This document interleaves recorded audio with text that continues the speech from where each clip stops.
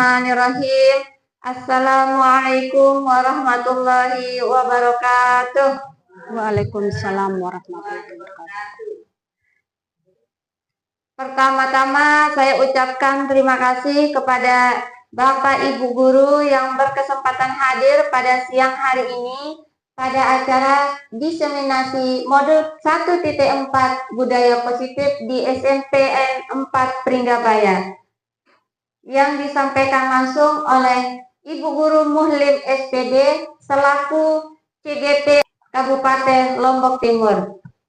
Puji syukur kita panjatkan atas kehadiran Allah Subhanahu wa Ta'ala yang telah memberikan kita nikmat kesehatan sehingga kita bisa melaksanakan diseminasi pada siang hari ini.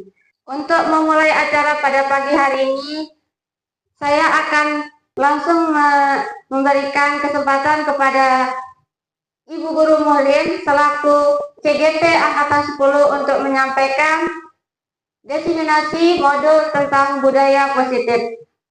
Untuk waktu dan kesempatan saya serahkan kepada beliau.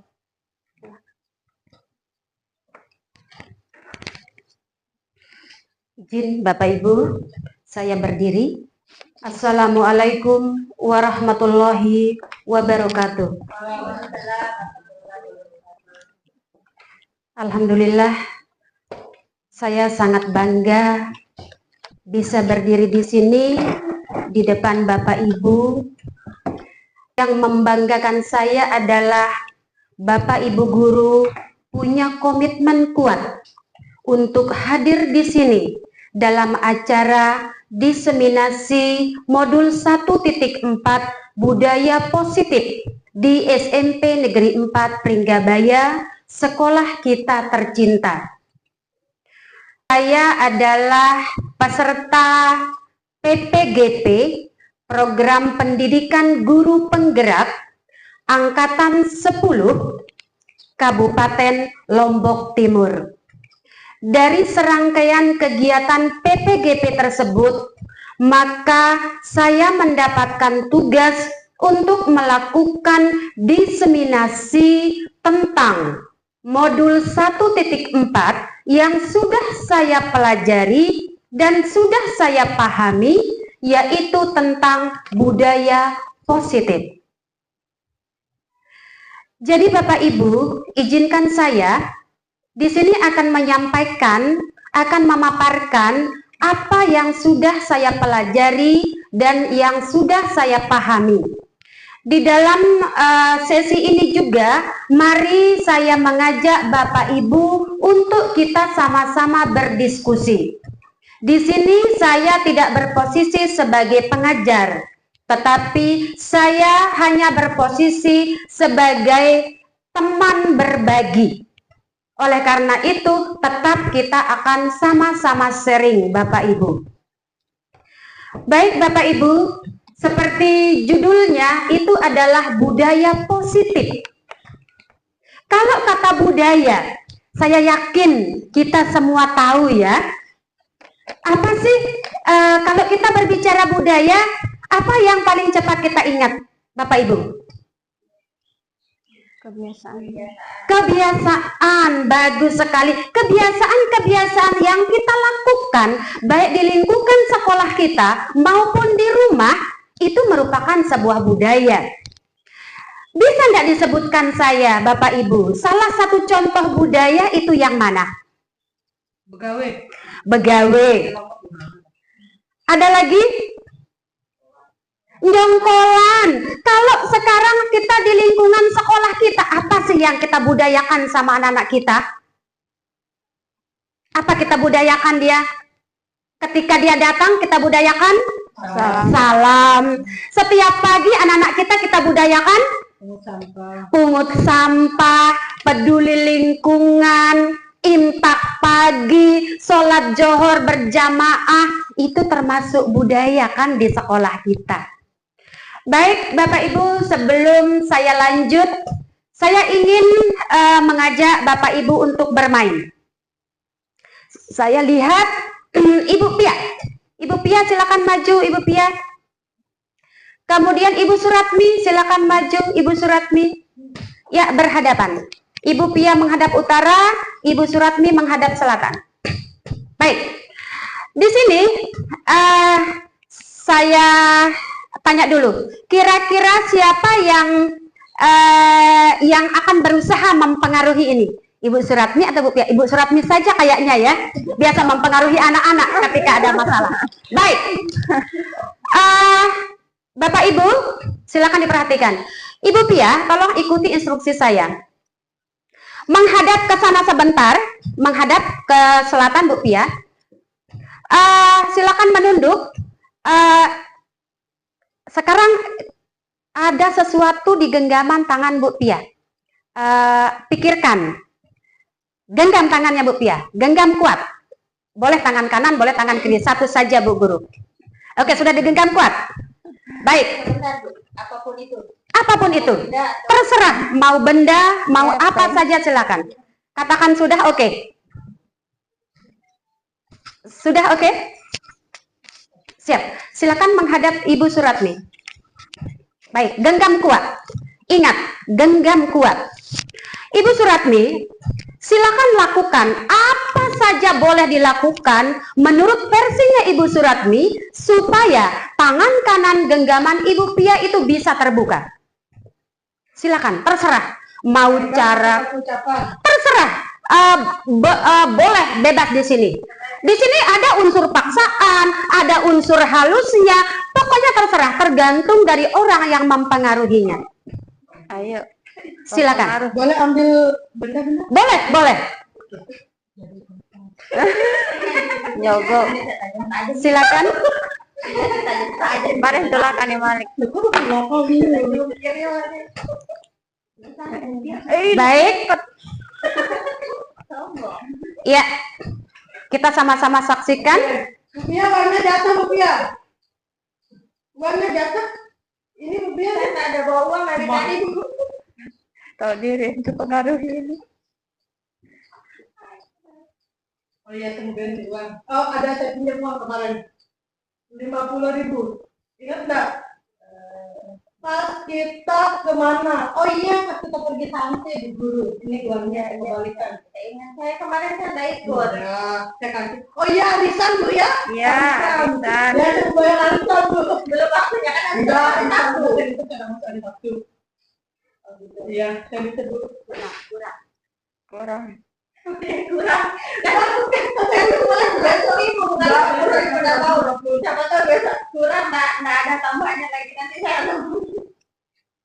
Dan biar apa hari Sabtu kan? Berarti ini saya titip 50.000. Besok hari Kamis karena saya nggak, jadi satu lagi misalnya 50.000. Hari Kamis. Benar. Iya, ya bisa hari Kamis besok.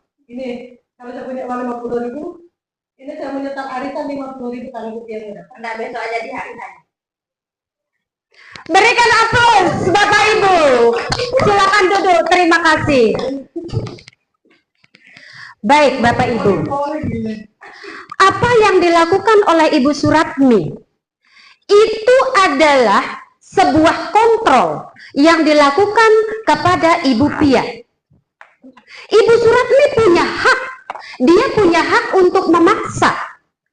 Dia punya hak dengan cara yang baik-baik. Dia punya hak dengan cara mengintervensi. Pokoknya dengan segala cara dia punya hak untuk mengontrol Ibu Pia.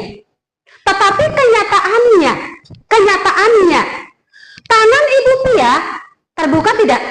Tidak. Tidak. Artinya, jika saja Ibu Suratmi tidak perlu melakukan apa-apa, tetapi Ibu Pia mau membuka tangannya, apakah tangannya Bu Pia terbuka dengan sendirinya? Kalau Ibu Pia mau membuka tangannya, apakah terbuka dengan sendirinya? Bisa. Bisa, benar sekali. Nah, Bapak Ibu guru yang saya hormati, jadi fenomena yang tadi itulah namanya posisi kontrol diri. Bagaimanapun orang berapi-api mau mengontrol kita, maka yang bisa mengontrol diri kita sendiri adalah diri kita sendiri. Bapak Ibu, budaya positif saya gambarkan seperti tadi. Jika ada orang menggenggam tangannya dan kita berusaha untuk membukanya, bagaimanapun kuatnya, anggap saja dengan pemaksaan. Itu satu pemaksaan. Karena orang dewasa punya hak untuk memaksa. Bukan berarti itu boleh dilakukan. Tetapi itu merupakan satu upaya untuk mengontrol orang lain. Akan tetapi diri pribadi yang punya kontrol diri. Bapak Ibu, menurut Dr. William Glasser, dia itu menyampaikan tentang teori kontrol teori. Di mana pada perjalanannya, kontrol teori itu dikenal dengan choice theory atau teori pilihan. Kita sebagai Bapak Ibu guru, kita punya ilusi untuk mengontrol anak-anak kita tentunya, untuk mengontrol orang lain, untuk mengontrol rekan-rekan sejawat kita. Jadi, ketika kita sudah punya kontrol, maka di sana ada ilusi guru mengontrol murid. Benar enggak Bapak Ibu mengontrol anak-anak kita? Benar. Jadi kita itu mengontrol anak-anak kita. Ada ilusi bahwa semua penguatan positif efektif dan bermanfaat. Sangat diyakini bahwa semua penguatan yang bersifat positif itu akan efektif dan akan memberi manfaat kepada anak-anak kita. Ada ilusi bahwa kritik dan membuat orang merasa bersalah dapat menguatkan karakter. Ini Ibu Guru BP, Ibu Suratmi. Saya sangat yakin ketika memberikan layanan kepada anak-anak, tentu ada pernah menyampaikan bahwa kalau begini anakku yang kamu lakukan, tentu nanti kalau diketahui orang tua akan merasa malu. Pernah enggak mengatakan begitu Ibu Guru? Nah, itu maksudnya Bapak Ibu. Jadi ketika kita membuat orang merasa bersalah, tolong anakku, saya itu merasa sangat kecewa kalau kamu melakukan ini. Anak-anak kita akan berpikir, dia itu sudah mengecewakan kita. Maka pada saat itulah artinya kita membuat anak itu merasa bersalah. Ada ilusi bahwa orang dewasa memiliki hak untuk memaksa. Jadi dalam paham kontrol tadi, Ibu Suratmi itu sampai menyampaikan, saya titip uangnya, pokoknya siapa tahu saya tidak bisa datang. Itu adalah satu hal yang sedikit memaksa. Tetapi itu juga merupakan bagian dari kontrol. Baik Bapak Ibu, kita sudah berbicara tentang teori kontrol. Ada perubahan paradigma Bapak Ibu. Dari stimulus respon ke teori kontrol. Mari kita lihat sama-sama, pada stimulus respon, realitas kebutuhan kita sama. Pada teori kontrol, realitas kebutuhan kita berbeda. Semua orang melihat hal yang sama. Semua orang memiliki gambaran yang berbeda. Saya ambil contoh, realitas kebutuhan kita sama, stimulus respon. Teori kontrol, realitas kebutuhan kita berbeda. Sekarang bayangkan Bapak Ibu, apa sih makanan yang lagi viral dan enak? Seblak. Seblak ya? Oke. Seblak mana yang paling terkenal Bapak Ibu? Seblak Bandung gitu ya? Ya, baik. Sekarang coba Bapak Ibu renungkan. Saya pesan seblak sebanyak 30 bungkus. Oke. Saya letakkan di atas meja masing-masing. Oke, sudah. Kalau saya bertanya, apa yang Bapak Ibu pikirkan ketika melihat seblak Bandung itu? Enak ya? Identik pedas sih. Iya, enak. Ibu Maya enak. Ibu Miss enak. Ibu Lili enak juga. Ibu Ayu, Ibu Cantika enak juga. Baik, Bapak Ibu. Ketika kita melihat sesuatu yang sama, berarti kita berada di stimulus respon. Tetapi ketika nanti Bapak Ibu membaur dengan saya bawakan seblak, bisa jadi kalau Ibu Hafsah, Ibu Suratmi, wah, dia saling bisik, kayaknya enak nih kita makan. Tetapi ketika orang lain melihat seblak itu, dia tidak tertarik untuk dimakan, Bapak Ibu. Tetapi dia bilang, wah, kayaknya itu seblak enak. Apa resepnya? Bagaimana supaya saya bisa membuat seblak yang seperti itu? Bagaimana? Betul tidak? Saya yakin seperti itu. Itulah pandangan dari teori stimulus respon ke teori kontrol. Sama dengan anak-anak kita, Bapak Ibu. Ketika anak-anak kita dia terlambat datang ke sekolah, bagi beberapa orang guru sudah pasang badan. Kamu terlambat. Kamu saja yang kita urus. Bisa jadi seperti itu, Bapak Ibu. Tetapi bagi sebagian Bapak Ibu guru yang lain, mungkin dia berpikirnya berbeda. Oh, dia terus yang terlambat sekolah si A. Jangan-jangan ada sesuatu yang disuruh orang tuanya. Jangan-jangan ada penyebabnya. Jangan-jangan. Itulah maksudnya perubahan paradigma dari teori stimulus respon menuju kontrol. Itu maksudnya, Bapak Ibu. Nah, dari teori kontrol, kita bisa mengontrol diri itu, Bapak Ibu, maka akan melahirkan sebuah disiplin pada diri kita. Disiplin pada diri kita itulah yang dikatakan dengan disiplin positif. Sekarang, coba Bapak Ibu ingat, kalau kita berbicara disiplin, si A, apa indikatornya? Bapak Ibu mengatakan si Abdul itu disiplin.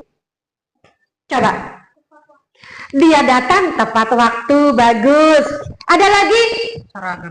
Seragamnya lengkap. Ada lagi? Aktif di dalam kelas. Dan berbagai yang lainnya. Dari segi pandangan kita. Intinya bahwa ketika kita berbicara disiplin, maka mindset otak kita pasti itu kita berbicara keaturan. Kalau anak kita taat aturan, oh anaknya disiplin. Tata tertib, dia tidak pernah melanggar tata tertib. Dia patuh. Dia tidak pernah mendapat hukuman. Kita berpikirnya begitu. Pokoknya ada aturan diikuti, ada hukuman, ada konsekuensi. Itu adalah bagian dari disiplin. Pada hakikatnya, berdasarkan teori kontrol, choice teori yang tadi, itu tidak demikian, Bapak Ibu. Lagi berbicara tentang aturan-aturan, tidak lagi berbicara tentang kepatuhan, tidak lagi berbicara tentang hukuman. Itu yang dimaksud dengan disiplin positif. Jadi disiplin berasal dari kata disiplina atau disiple, yang artinya itu adalah belajar atau murid atau pengikut. Apa yang disampaikan ini oleh Ki Hajar Dewantara, KHD, ternyata otaknya KHD itu sepemikiran dengan tokoh teori yang tadi, dengan William Closer tadi. Nah, mari kita lihat selanjutnya. Jadi, dari disiplin, maka akan menanamkan, akan memunculkan kontrol diri, Bapak Ibu. Di mana kontrol diri ini akan nanti mengacu ke salah satu tujuan yang dikatakan dengan tujuan mulia. Yang mana sih yang dikatakan dengan tujuan mulia? Apakah tugas kita sehari-hari ini tidak mulia? Benar, Bapak Ibu. Akan tetapi kita harus betul-betul paham. Tujuan mulia yang dimaksudkan itu adalah nilai-nilai kebajikan universal. Mana maksudnya nilai-nilai kebajikan universal? Jadi nilai-nilai universal itu yang apa ya kalau bahasanya yang luwes diterima. Jadi ketika dia itu mengerucut pada salah satu suku, ras, agama, latar belakang, maka itu tidak termasuk kebajikan universal, Bapak Ibu. Jadi kebajikan universal itu adalah nilai-nilai yang bisa dibawa di mana saja berada. Ke seluruh penjuru dunia kita bawa, itu bisa digunakan. Satu contoh, saling menghormati. Semua agama, saya sangat yakin mengakui nilai saling menghormati. Nah, inilah kebajikan universal. Jadi, kebajikan universal itu adalah nilai-nilai yang ada pada anak-anak kita yang bisa dibawa secara universal dimanapun dia berada. Oleh karena itu, mohon maaf Bapak Ibu, ketika kita di sini, kita kan berhijab semua. Kenapa? Karena kita punya latar belakang yang sama, yaitu kita sesama muslim. Bahkan menggunakan pakaian muslim, maksud saya menggunakan hijab pada anak-anak kita, itu merupakan sebuah aturan, ya kan, di sekolah kita. Tetapi ketika kita membawa anak kita keluar, maka itu bukan nilai kebajikan universal. Jadi nilai-nilai yang bisa dibawa tanpa memandang latar belakang dan sebagainya, itu yang dikatakan kebajikan universal. Bapak Ibu, yang ketiga adalah motivasi perilaku manusia. Sepertinya mari kita merenung. Siapa sih diri kita? Siapa saya? Mari kita sama-sama berefleksi Bapak Ibu. Kita jujur sama diri kita. Tadi saya mengatakan, Ibu Suratmi boleh dia mengontrol siapa saja. Semua bisa dikontrol.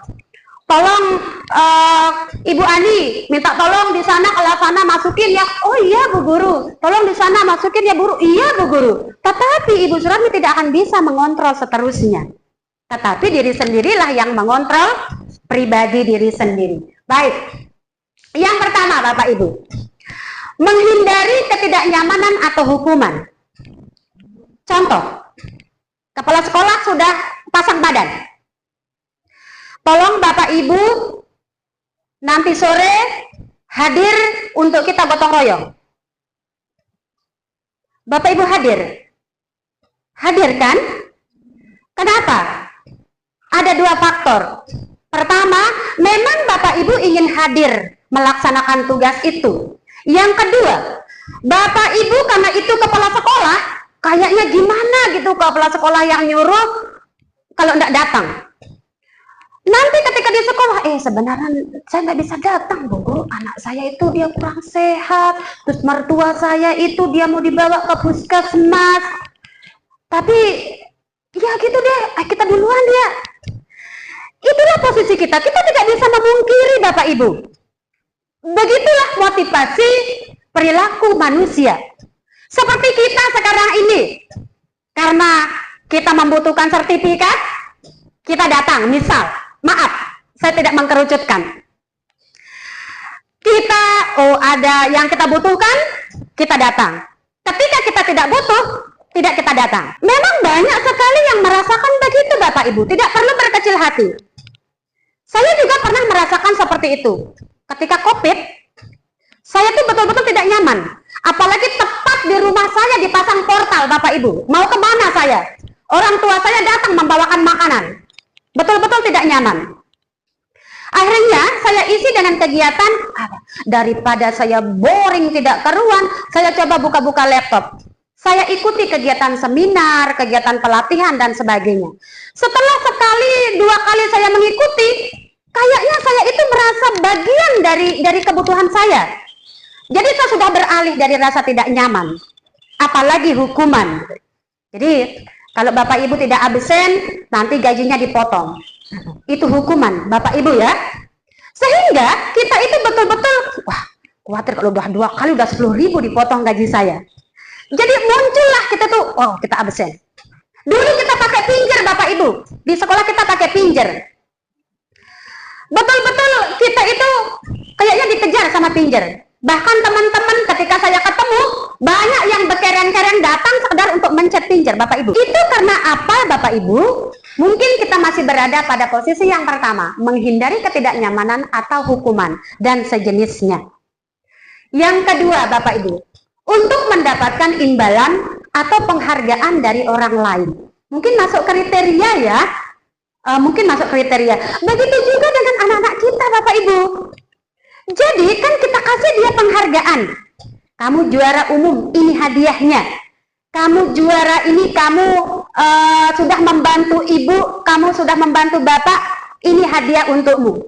Sehingga apa yang terjadi? Di dalam konsep dari kontrol tadi Bapak Ibu, maka anak-anak kita akan melakukan sesuatu, melakukan aktivitasnya berdasarkan imbalan atau penghargaan orang lain. Coba kita refleksi diri. Saya yakin kita juga pernah mengalami hal seperti itu di dalam kehidupan kita sehari-hari dalam rumah tangga. Kita berada pada posisi imbalan atau penghargaan. Jadi penghargaan atau imbalan itu tidak mesti dia berupa kado, berupa hadiah. Pengakuan itu juga termasuk penghargaan. Yang ketiga, Bapak Ibu, untuk menjadi orang yang mereka inginkan dan menghargai diri sendiri dengan nilai-nilai yang mereka percaya. Ketika Bapak Ibu hadir di tempat ini, hadir di sekolah, itu memang benar-benar karena nurani Bapak Ibu, maka pada saat itu patutlah kita berbangga pada diri kita, kita berada di posisi yang ketiga. Kita menghargai diri kita menghargai waktu diri kita menghargai nilai yang kita percaya. Bahwa ini adalah saya melakukan ini karena memang dari hati nurani saya. Tidak ada imbalan, tidak ada hukuman, tidak ada ketidaknyamanan. Saya sangat berharap dan kita sama-sama berdoa semoga kita berada di posisi yang ketiga. Memang berada pada posisi yang ketiga tidak mudah Bapak Ibu. Tetapi semua itu adalah berproses. Semoga kita bisa menjadi pada posisi yang ketiga.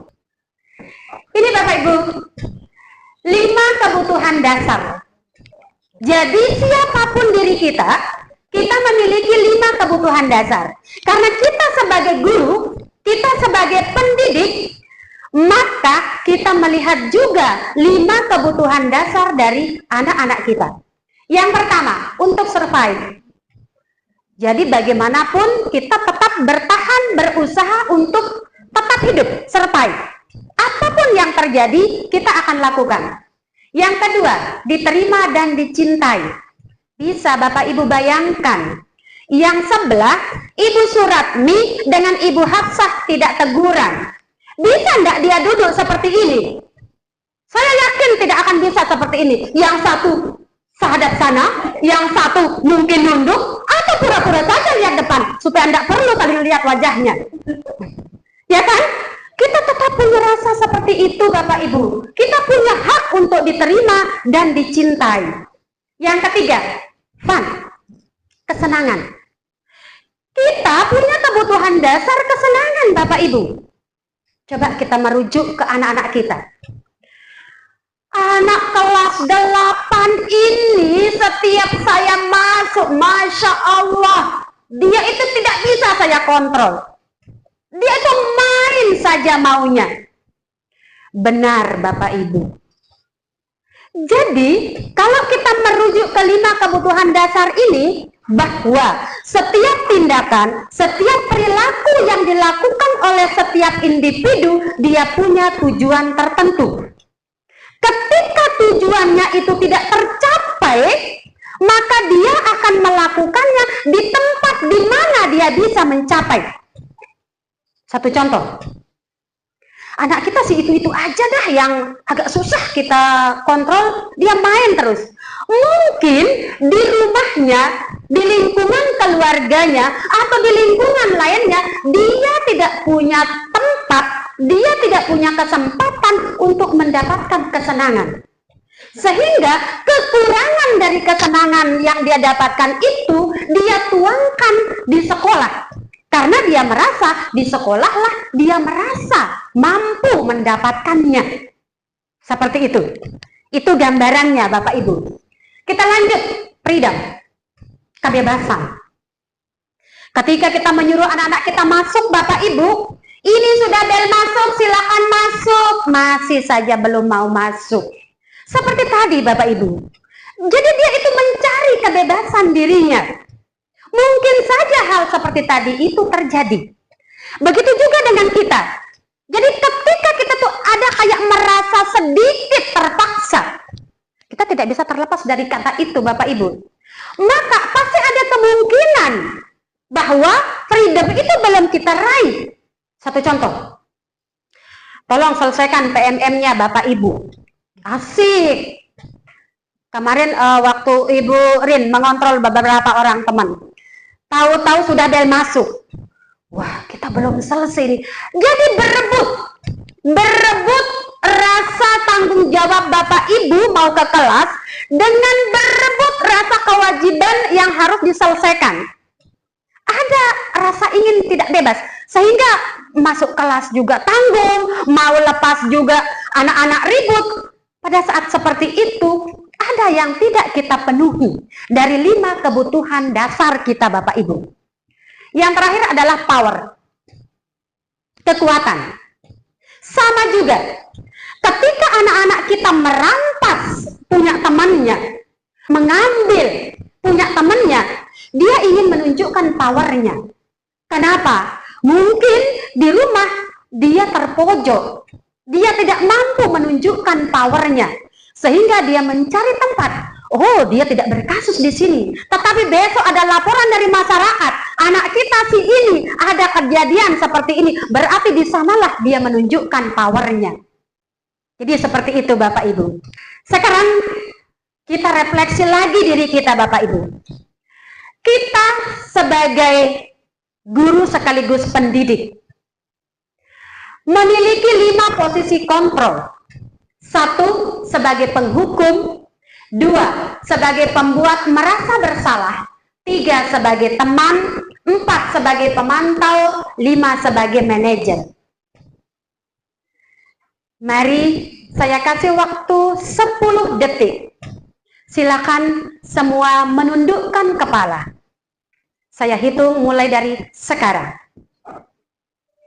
Resapi apa yang Bapak Ibu pernah lakukan selama menginjakkan kaki di SMP Negeri 4 Pringgabaya. Apa yang Bapak Ibu lakukan terhadap anak-anak kita yang menurut kita dia malas, yang menurut kita dia congkak, yang menurut kita dia tidak berakhlak bagus, yang menurut kita pokoknya tidak sesuai. Apa posisi kita pada saat itu Bapak Ibu? Baik, kembali. Saya ingin mendengar suara Ibu Jul. Ibu Jul adalah orang termuda di sini. Bukan termuda usianya, tetapi termuda dari masa datangnya. Kalau melihat 5 posisi kontrol di sini, Ibu Guru, kita berjujur-jujuran saja Bapak Ibu. Ibu Guru berada pada posisi mana?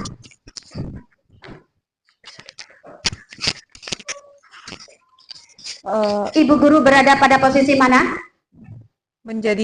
Semenjak saya datang ke sini, menginjakkan kaki saya, terutama datang pagi, dari diri saya sebagai pemantau.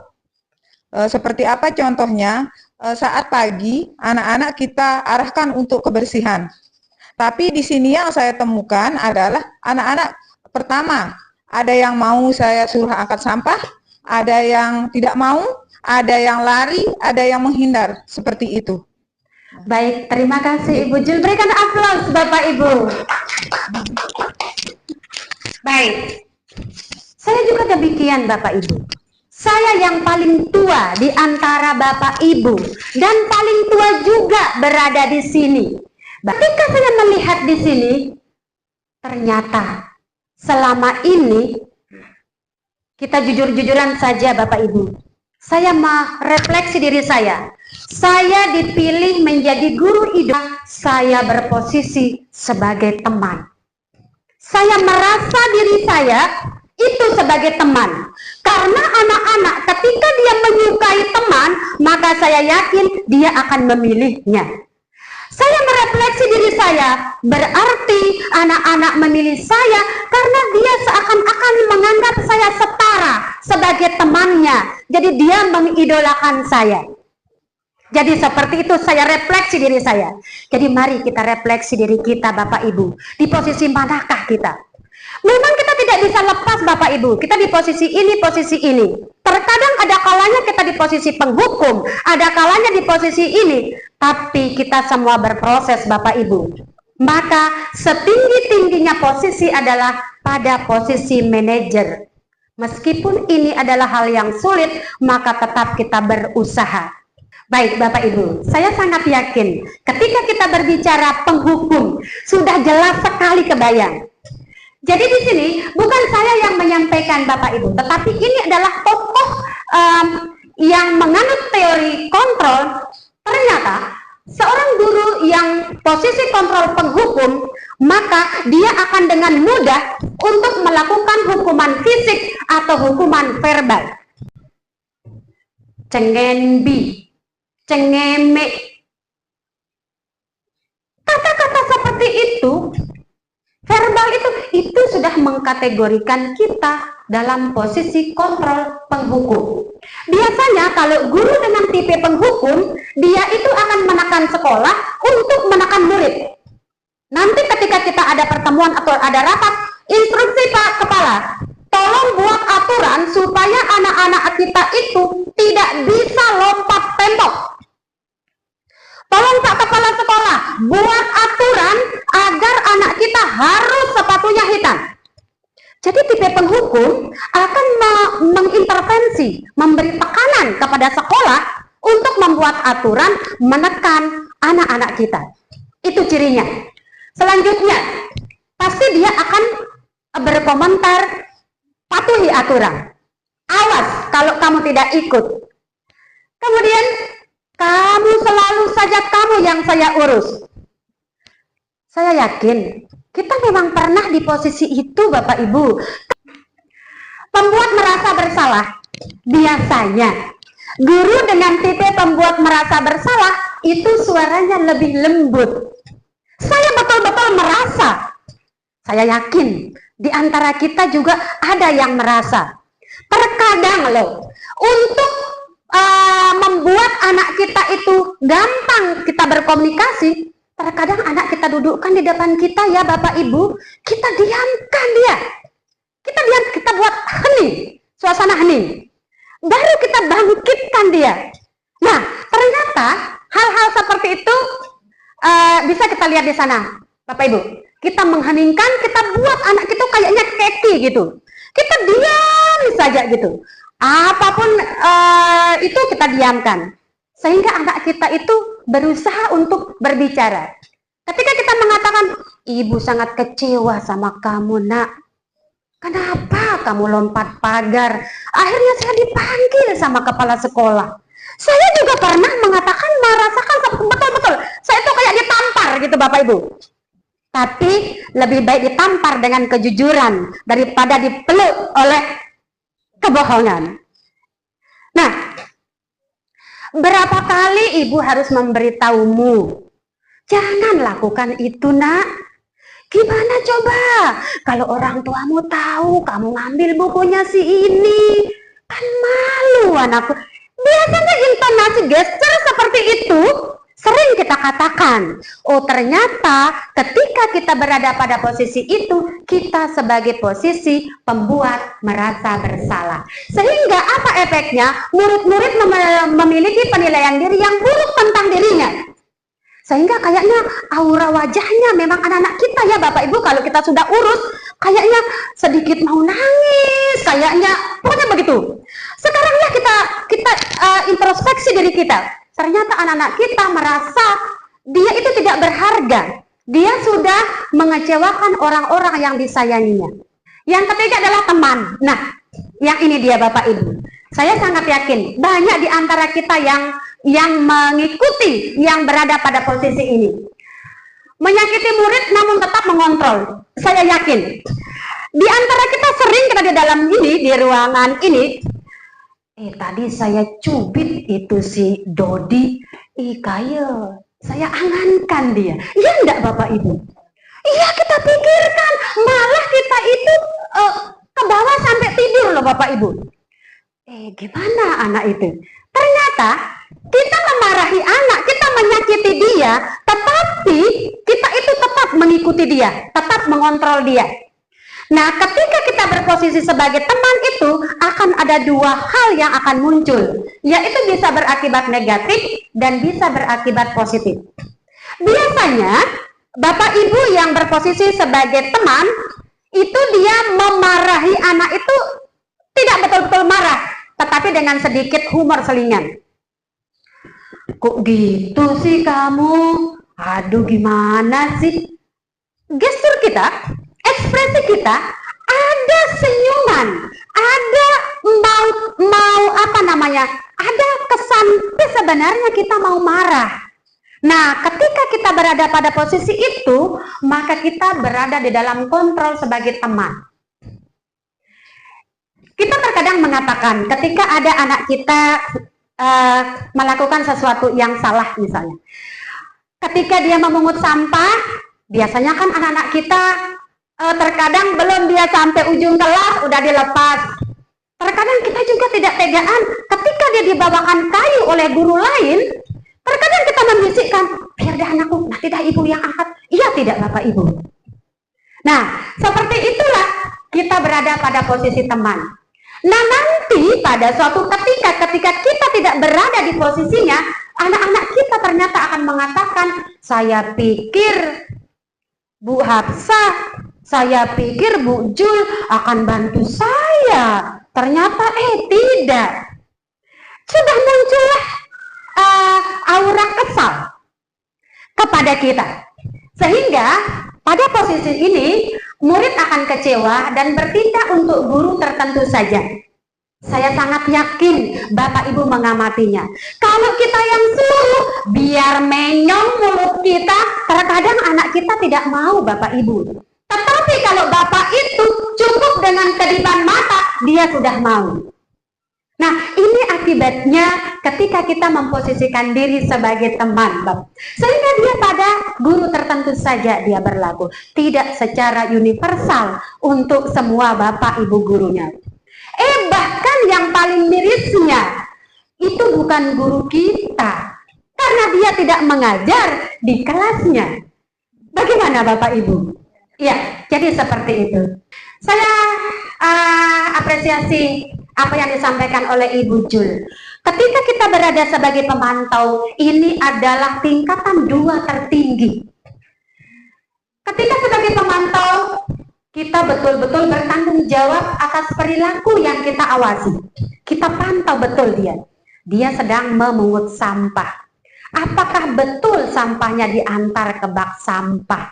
Kita lihat, kita tidak langsung tegur. Tetapi ketika kita melihat fenomena yang ganjil, wah sampahnya dilempar lagi.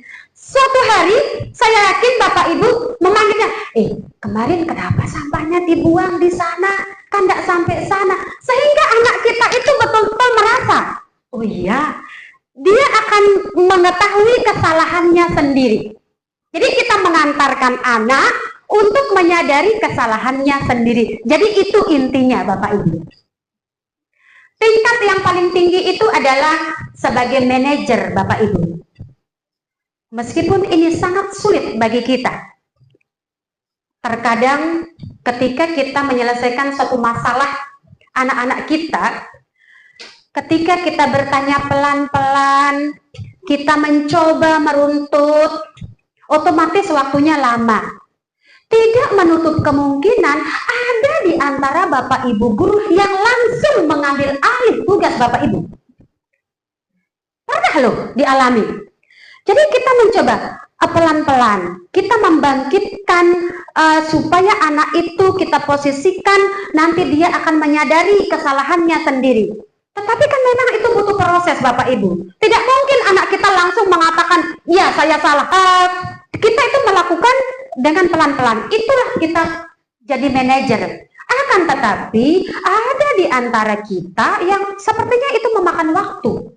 Sehingga beralihlah ke penghukum. Akhirnya anak kita itu bukan menyadari kesalahannya, tetapi seringkali mengulang kembali kesalahan yang sama. Seperti itu. Nah, di sini ketika sebagai manajer kita betul-betul berkolaborasi, berbagi. Kita merembukan apa-apa bersama anak-anak. Jadi ketika anak kita berbuat satu masalah, maka yang seharusnya yang muncul itu adalah apa rencana kamu untuk memperbaiki hal ini? Apa yang bisa kita lakukan? Menurut kamu, apakah sesuai dengan dirimu sendiri? Apakah kamu berteman dengan dirimu sendiri? Terkadang kita membangkitkan hal seperti itu untuk mengetuk anak, memposisikan dirinya berada di posisi yang mana. Keyakinan kelas. Nah, Bapak Ibu, keyakinan kelas itu apakah sama dengan aturan kelas? Kalau saya mengatakan 11-12 Bapak Ibu. Tetapi sekarang kita menggunakan keyakinan kelas. Kenapa? Kalau kita berbicara aturan, coba ingat-ingat Bapak Ibu. Ketika kita masuk ke dalam kelas, kan kita mengatakan, kamu kenapa belum ganti baju olahraga? Kan Ibu sudah bilang, kalau sudah ganti pelajaran itu harus pakai baju seragam seperti semula, bukan baju olahraga. Sering pernah mengatakan begitu, Bu Rin? Saya juga mengatakan begitu. Ini kan sudah jam IPA, Nak. Kenapa kamu masih pakai baju olahraga? Silakan diganti. Mungkin Bapak Ibu juga mengatakan demikian. Kan Ibu sudah bilang, kalau jam pelajaran Ibu tidak boleh kamu berpindah duduk di sini. Kalau jam pelajaran Ibu tidak boleh kamu mencontek dan sebagainya. Coba kita ingat-ingat Bapak Ibu. Ketika kita menerapkan apa yang kita sampaikan itu, siapa yang buat? Kita atau anak? Kita sebagai guru. Nah, ketika yang membuat itu adalah kita sendiri sebagai guru, maka pada saat itulah dikatakan aturan kelas Bapak Ibu. Nah sekarang, kalau keyakinan kelas itu bagaimana? Keyakinan kelas itu membutuhkan kolaborasi.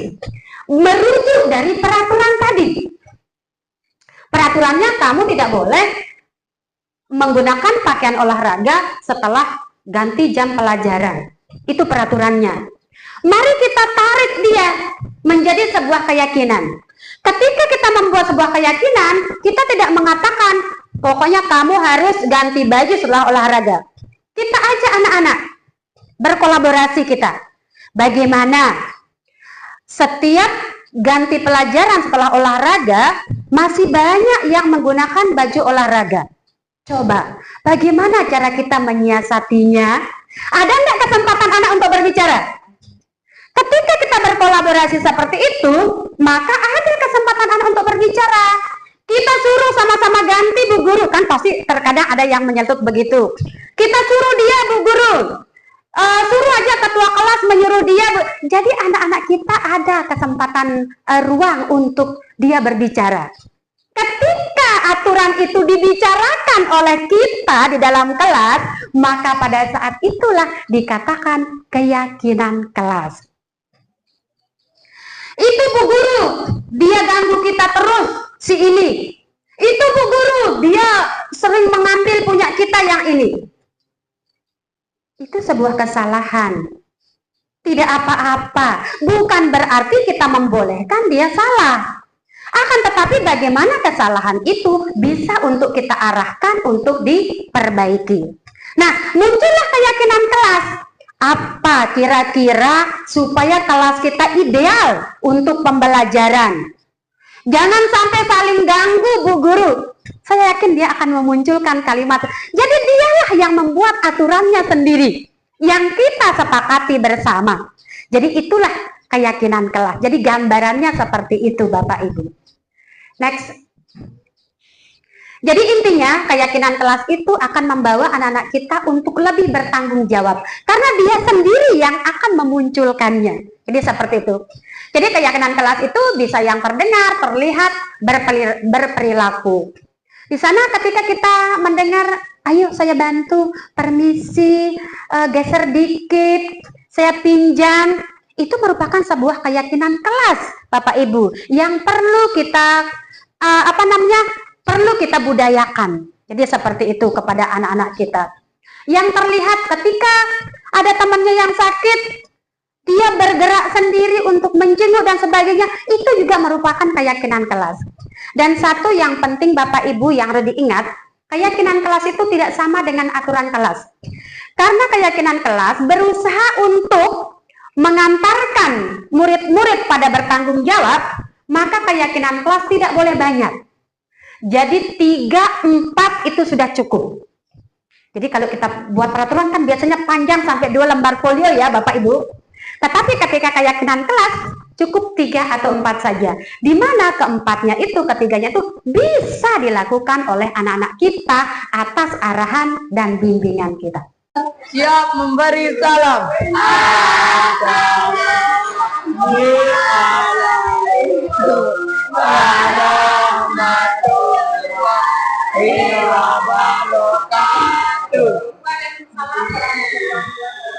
Bu Guru, Rafa suka ganggu kita.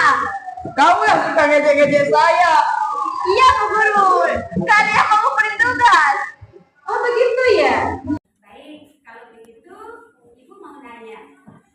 Kalau ternyata di dalam kelas ada yang ganggu, banyak yang tidak membuat tugas, ada yang selalu minta tugas temannya, apakah nyaman di dalam kelas?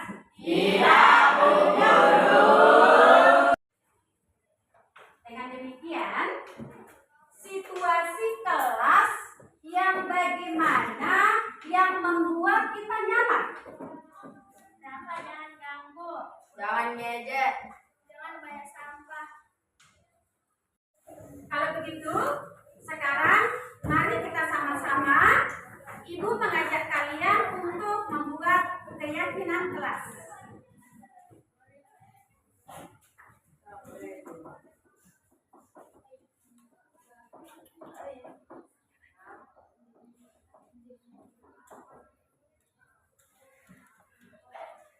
Pernah dengar keyakinan kelas? Pernah. Pernah mendengar aturan kelas atau tata tertib? Sekarang, jadi keyakinan kelas itu berasal dari peraturan-peraturan kelas. Sekarang, Ibu akan bagikan kertas. Silakan tuliskan perasaanmu bagaimana supaya kelas kita nyaman. Paham? Baik. Dan di dalam kertas ini, apa menurut kalian yang harus kita sama-sama lakukan supaya kelas kita menjadi nyaman? Paham? Jadi di kertas yang kuning, kalian menuliskan apa harapanmu supaya kelas kita nyaman terhadap semua teman-temanmu. Di kertas yang putih, apa harapanmu supaya kelas kita nyaman terhadap Bapak Ibu guru yang mengajar di kelas. Yang di kertas coklat, kalian menulis apa harapanmu dan komitmenmu sendiri. Jadi kamu tuliskan di sini. Paham? Baik. Tolong dibantu bagikan. Ya. Satu orang mendapatkan 3. Tolong dibantu. Katanya apa, Bu? Teman-teman, yang putih itu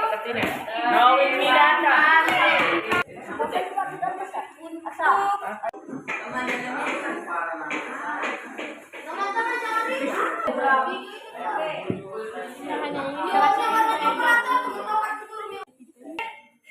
kalau sudah selesai dituliskan, silakan langsung ditempel di papan tulis.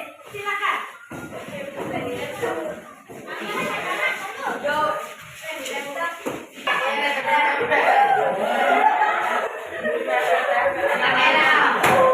Terima kasih kalian sudah menuliskan beberapa hal penting tentang keyakinan kelas kita. Sekarang ibu guru coba mau ambil secara acak. Saya ambil yang kuning satu, yang putih satu, yang coklat satu. Saya akan bacakan. Harapannya adalah teman-teman jangan ribut. Apakah kita setuju, sepakat? Jangan kita ribut saat pembelajaran. Baik. Berikutnya, ibu guru sering memantau kita. Saya siap melakukannya dan akan saya berkoordinasi dengan bapak ibu guru yang lain. Terima kasih atas masukannya. Saya mau jujur dan bekerja sama. Terima kasih. Apakah kita menyepakatinya? Apakah kita meyakininya? Kita jujur dan baik. Terima kasih. Sekian teman-teman, ini adalah keyakinan kelas kita yang kemarin. Mari tanda tangani agar kita selalu bertanggung jawab. Setuju. Dimulai dari Ibu Muhlim.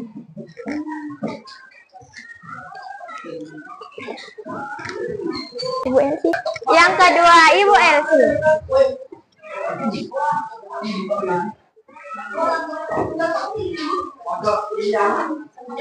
Ayo teman-teman, sekarang ditandatangani keyakinan kelas kita.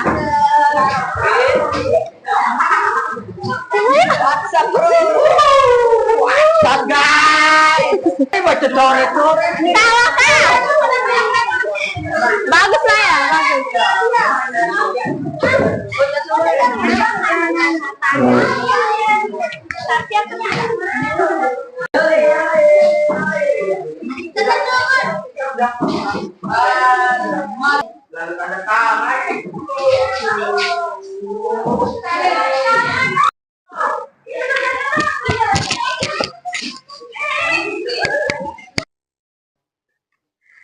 Ya, guru matematika, saya yakin tahu ini.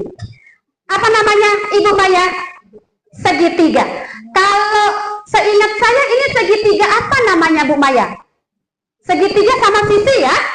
Ya, segitiga sama sisi, karena sisinya sama Bapak Ibu. Nah, segitiga inilah yang akan kita jadikan sebagai acuan ketika kita menyelesaikan permasalahan anak-anak kita. Mari kita lihat segitiga apa namanya. Ya, segitiga restitusi.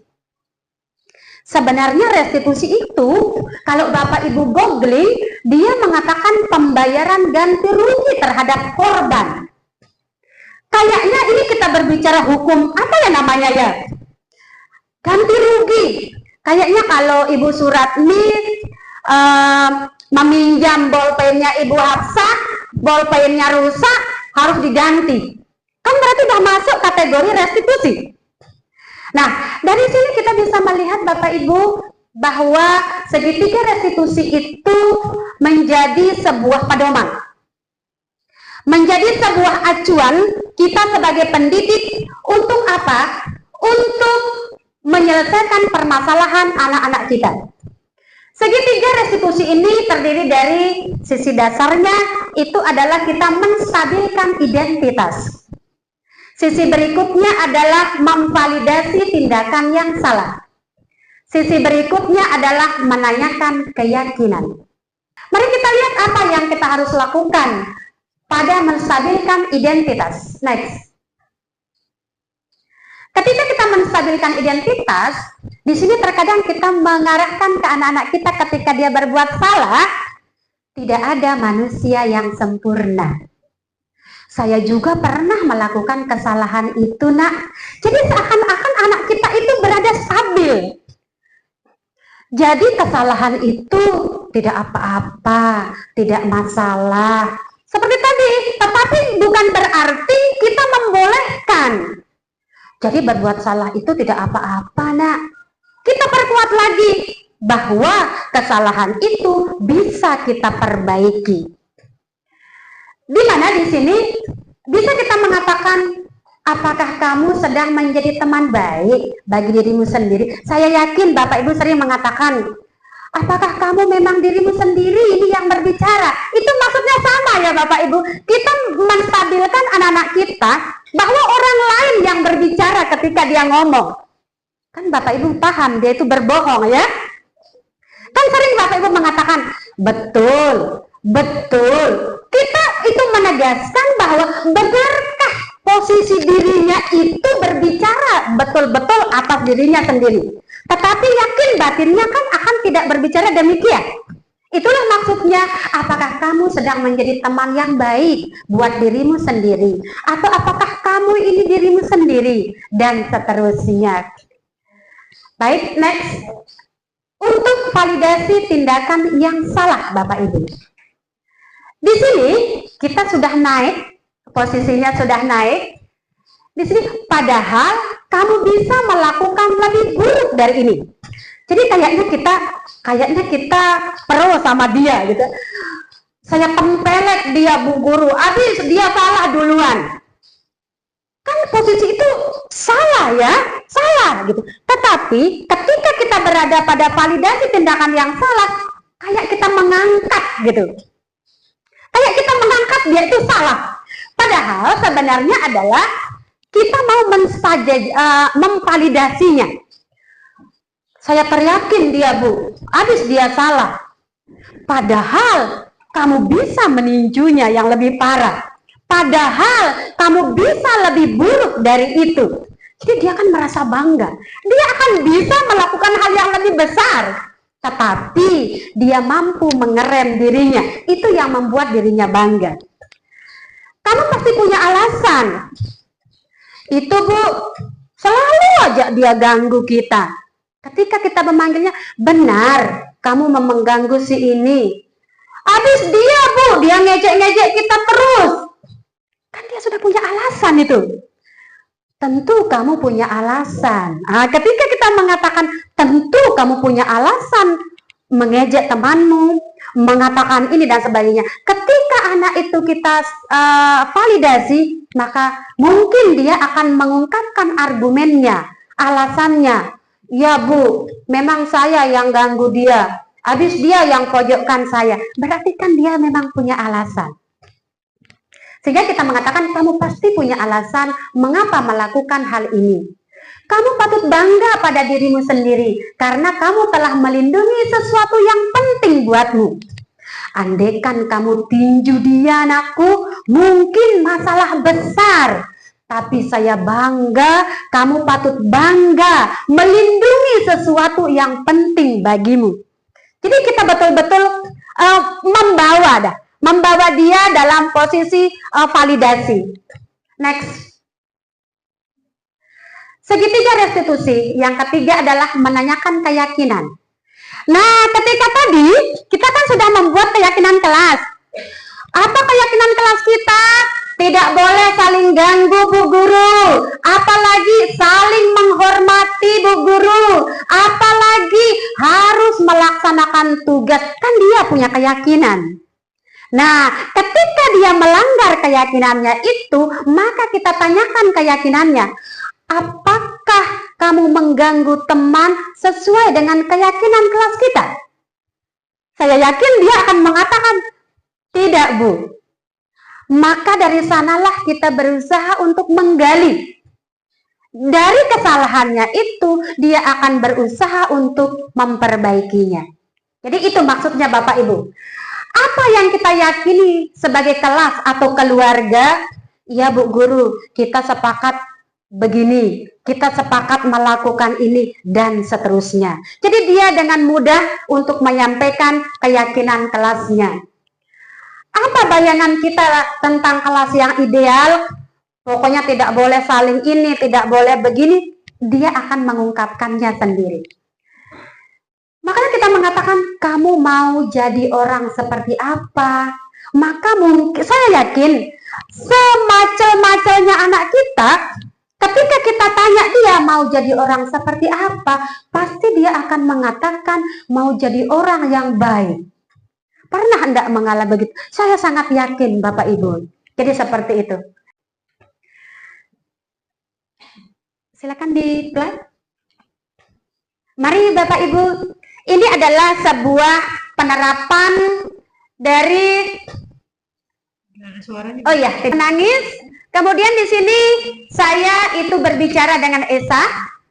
Indong ini terdengar menangis keras. Saya ke Indong, ternyata Indong ini mengatakan Esa yang menyembunyikan tugasnya.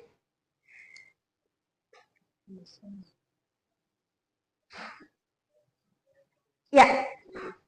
Nah, ketika kita mengajak peserta didik untuk melakukan sebuah restitusi, kita mengantarkan dia supaya dia menyadari kesalahannya.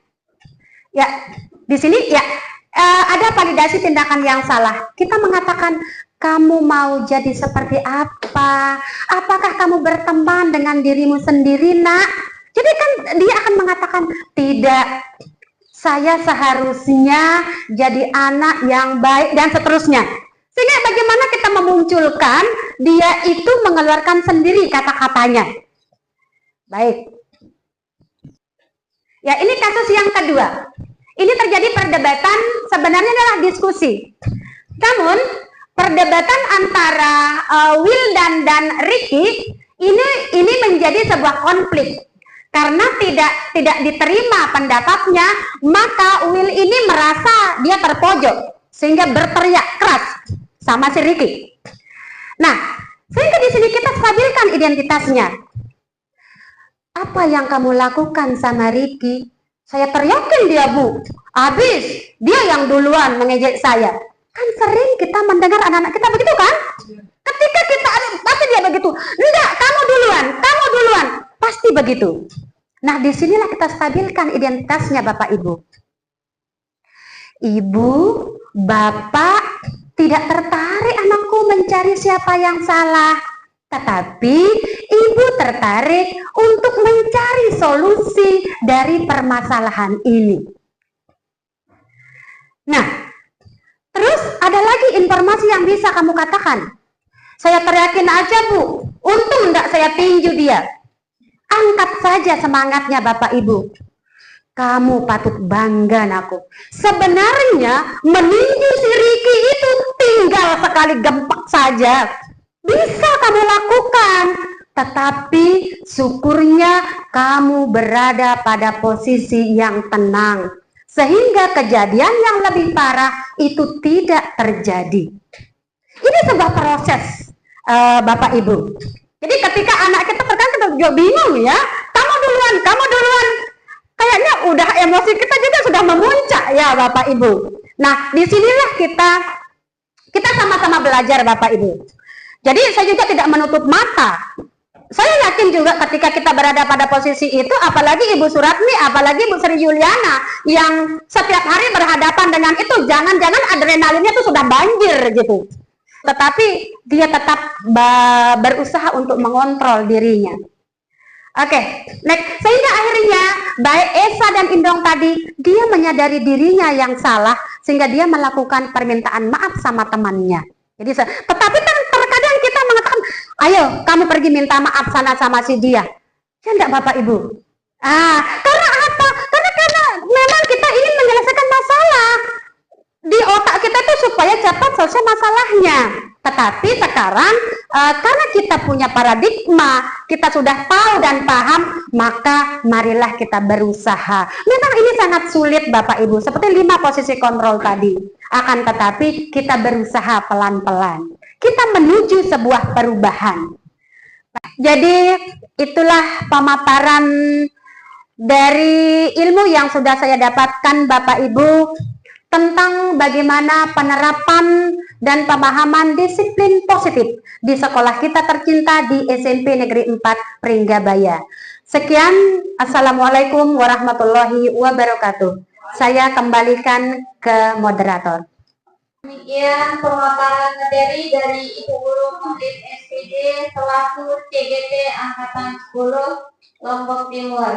Pemaparan yang sangat luar biasa sekali ya, sehingga membuat kita bisa merenung sejenak bagaimana proses belajar kita selama ini. Oke, untuk sesi selanjutnya yaitu sesi tanya jawab, yang dimana saya akan buka 2 sesi di sini. Sesi pertama, saya menerima 3 pertanyaan. Silakan Bapak Ibu Guru yang ada mungkin keluh kesah atau pertanyaan yang ingin disampaikan, yang ingin ditanyakan kepada Ibu Guru murid, silakan. Sesi pertama 3 pertanyaan. Silakan Ibu Guru Santrina SPD selaku guru olahraga di SMP 4 Pringgabaya. Assalamualaikum warahmatullahi wabarakatuh. Terima kasih karena sudah memberikan kesempatan untuk bertanya. Untuk kali ini, saya berterima kasih kepada Guru Tim karena sudah memberikan kita pencerahan tentang bagaimana cara menerapkan disiplin positif di sekolah kita tercinta ini. Jadi untuk pertanyaannya di sini, saya mau bertanya kepada Bunda. Di sini ada kata reward dan punishment. Jadi tadi yang mendengarkan ada tentang hukuman dan Konsekuensi. Oke, konsekuensinya. Jadi di sini bagaimana? Tapi yang kita ketahui di sekolah ini kadang kalau kita memberikan hukuman yang sangat berat kepada anak, maka mereka akan membenci kita. Yang kedua, kalau kita memberikan mereka reward sejenis hadiah atau apa untuk supaya mereka senang dengan pembelajaran kita misalnya akan memberikannya uang. Nah, di sini takutnya mereka akan ketagihan, Bunda. Nah, jadi bagaimana supaya penerapan disiplin positif ini berkaitan langsung dengan pembelajaran kita supaya lebih efektif, tidak ada yang nantinya tadi Bu Guru waktu seperti dia bilang, Bu Guru saya kan udah mengerjakan ini mana hadiah saya, jadi tidak akan lagi gitu. Jadi bagaimana supaya anak ini terbiasa dengan pembelaan kebaikan mereka sendiri tanpa harus menagih sebuah mulut gitu. Ataupun di sini untuk yang pertamanya tadi hukumannya itu supaya mereka baru hukumnya dari guru sekali ini, jadi mereka tidak akan berani lagi kepada kita gitu. Jadi bagaimana tindakan kita supaya seimbang semuanya gitu. Cuma itu pertanyaan sekian, mohon maaf jika ada kata salah, lebih dari saya sama teman-teman. Waalaikumsalam. Silakan pertanyaan kedua. Ya, saya tunjuk Ibu Guru Suratmi selaku guru BT di SMP 4 Pringgabaya. Silakan Ibu Suratmi. Baik, terima kasih. Bismillahirrahmanirrahim. Assalamualaikum warahmatullahi wabarakatuh. Terima kasih atas pemaparannya tadi, Bu Mulin. Jadi banyak sekali problem yang saya sendiri menemukannya di sekolah kita ini, SMP 4 Pringgabaya. Namun yang mau saya tanyakan di sini adalah coba dijelaskan tentang posisi kontrol guru, ya. Kemudian mungkin biar lebih detail berikan tiap ilustrasinya, gitu. Kontrol guru itu seperti apa dan ilustrasinya. Mungkin hanya itu. Terima kasih. Assalamualaikum warahmatullahi wabarakatuh. Pertanyaan ketiga, silakan Ibu Maya selaku guru matematika. Silakan Bu Maya. Bismillahirrahmanirrahim. Assalamualaikum warahmatullahi wabarakatuh. Di sini saya akan menanyakan tentang segitiga. Biasanya yang saya tahu di sini adalah segitiga pada matematika. Nah, tadi yang Bunda bahas ada segitiga restitusi ya Bunda ya. Nah, di sana saya belum paham tentang segitiga restitusi. Coba dijelaskan. Terima kasih. Terima kasih atas pertanyaannya. Oke, langsung saja akan dijawab oleh Ibu Guru Muhrim. Di sesi pertama ini pertanyaan dari Ibu Guru Sandrina selaku guru olahraga. Pertanyaan kedua dari Ibu Guru Surati, guru BP, dan Ibu Nurmayana ya, selaku guru matematika di SMP 4 Benjaraya. Berdiri Bapak Ibu Guru. Luar biasa sekali. Saya merasa kayak di sidang skripsi nih Bapak Ibu. Ya, saya deg-degan juga gitu. Jadi dapat pertanyaan dari dosen pembimbing dan dosen penguji seperti ini gitu. Jadi Bapak Ibu saya anggap sebagai dekan di sini yang sedang menguji saya. Baik, pertanyaan yang luar biasa dan bagus sekali dari Ibu Guru Sandrina Herliana di sini selaku guru olahraga di SD. Dia paham betul bahwa apa yang terjadi sama anak-anak dengan hukuman, dengan konsekuensi. Baik, pertanyaan dari Ibu Guru Sandrina. Anak-anak itu terkadang selalu kita hukum. Nah, tadi kita berkaitan dengan 5 posisi kontrol guru Bapak Ibu, di mana posisi itu sebagai penghukum, pembuat merasa bersalah, kemudian sebagai teman, kemudian sebagai pemantau, dan sebagai manajer. Ketika hukuman itu lebih cepat kita berikan kepada anak-anak, maka suka tidak suka, mau tidak mau, posisi kontrol diri kita itu langsung memberikan kesimpulan kepada kita pada saat itu adalah sebagai penghukum. Di mana ketika kita sebagai penghukum itu biasanya itu terjadi spontan Bapak Ibu. Spontan. Anak datang terlambat. Spontan kita memberikan dia hukuman. Di mana spontannya itu langsung dari diri kita sendiri. Kan tidak perlu kita berdiskusi sama anak. Kamu kan terlambat. Kira-kira apa hukuman maumu? Tidak seperti itu. Kalau sudah ada kolaborasi seperti itu tidak termasuk hukuman Bapak Ibu. Maka dia akan lari ke konsekuensi namanya. Jadi, ketika seperti itu, jadi penghukum itu berjalan satu arah. Dari diri kita saja, dan itu terjadi spontan. Ketika kita melihat sebuah kesalahan, maka langsung di otak kita itu memberikan dia sebuah hukuman. Jadi tidak ada kesempatan anak untuk menjelaskan. Itu hukuman. Kalau misalnya dilihat terlambat, kenapa kamu terlambat? Bu Guru, tadi saya sebenarnya berangkat pagi, tapi kehabisan bensin, tapi macet, dan sebagainya. Kalau besok, kamu bisa tidak datang? Tidak terlambat. Ketika ada komunikasi seperti itu, maka itu dia sudah masuk ke konsekuensi. Sehingga kita mengatakan, nanti kamu tinggal ya setelah keluar main. Atau kan sering Bapak Ibu mengatakan, nanti setelah keluar main, temui ibu di ruang guru ya. Ketika kita menyampaikan seperti itu, maka itu namanya sudah konsekuensi Bapak Ibu. Karena sudah terjadi imbal balik dari apa yang dia dapatkan. Tetapi ketika kita saja yang menentukan dan spontan, itu namanya hukuman. Jadi beda hukuman dan konsekuensi. Yang kedua, benar sekali. Ada riwayat. Untuk Bapak Ibu ketahui bahwa saya benar-benar setelah mengikuti PPGP, Pendidikan Guru Penggerak, saya betul-betul sepertinya apa yang saya lakukan selama ini berproses Bapak Ibu. Ketika kita mendapatkan kesempatan berefleksi, mari kita berefleksi. Kita selalu menganggap bahwa ketika anak kita berikan hadiah, kita menganggap anak senang, ya enggak? Tetapi sebenarnya Bapak Ibu, penghargaan atau reward itu bermacam-macam. Pertama, penghargaan yang memotivasi. Yang kedua, penghargaan yang menghukum. Yang ketiga, penghargaan yang membuat merasa bersalah. Kapan itu? Suatu hari, ketika anak-anak yang juara umum sudah turun membawa hadiahnya masing-masing, ada satu orang yang menghampiri saya. Kebetulan juga anak buah saya. Dia mengatakan dengan nada yang wajah yang kurang bersemangat gitu. Padahal hadiahnya sudah berat sekali gitu.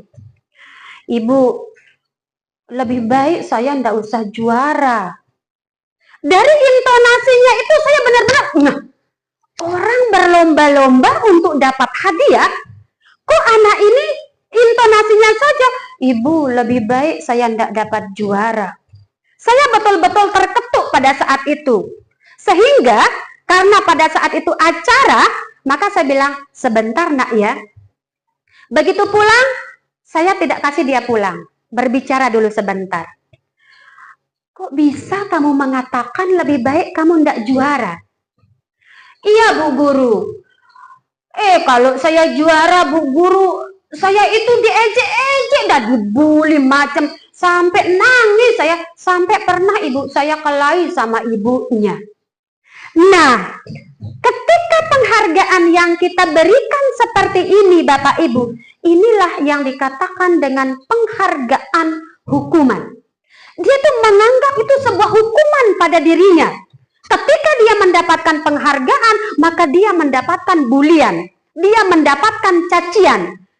Malah lo sekarang itu Bapak Ibu, kalau zaman-zamannya laik, zamannya Tiang, mudahan ada zamannya Bapak Ibu guru. Justru kalau kita tidak bisa menjawab, kan kita minder loh Bapak Ibu. Terkadang kan kita dia tidak bisa jawab tuh.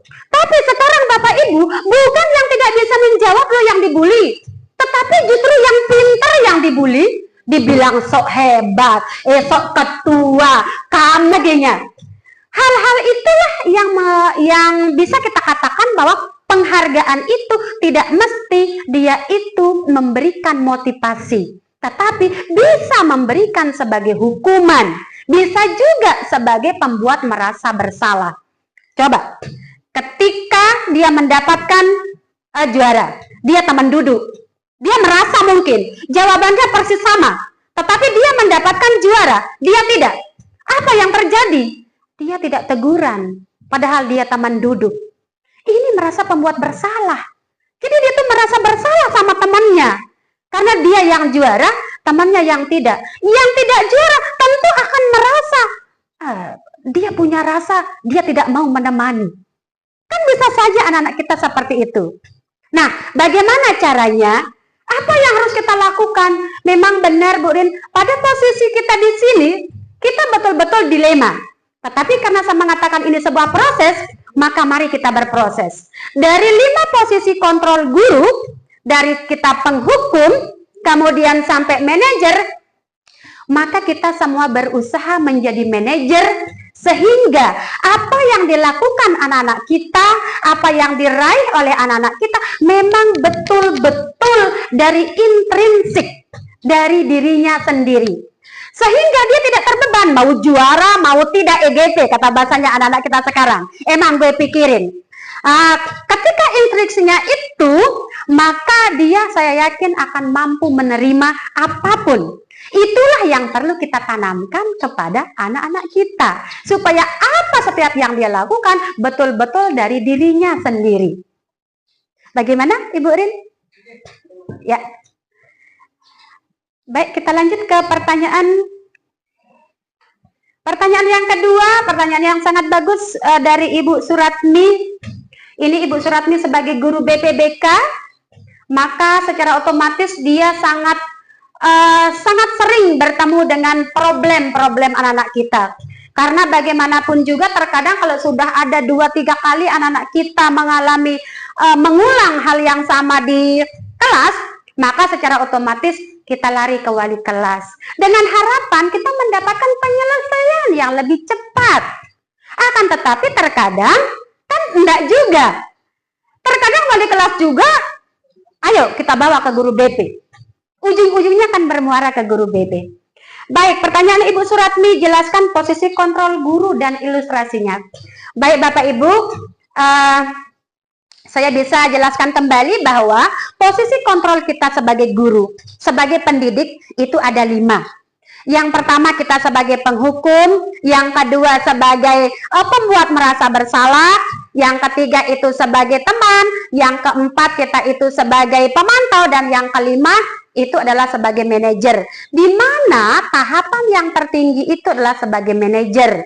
Memang ini sulit Bapak Ibu. Akan tetapi kita berproses. Seperti apa yang disampaikan oleh Ibu Jul tadi, kita berproses. Apa yang dilakukan oleh Ibu Pia sama Ibu Suratmi, saya sangat salut sama Ibu Pia. Bagaimanapun itu dia dikasih sogokan, dikasih pengaruh, maka dia tetap bisa mengontrol dirinya. Dia tidak akan membuka tangannya.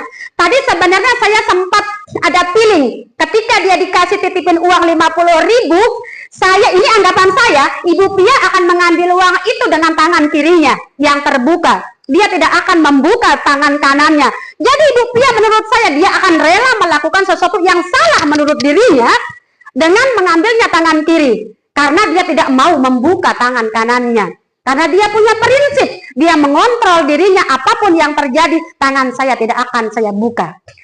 Ya enggak Bu Pia? Ya, jadi itu sih yang saya tadi.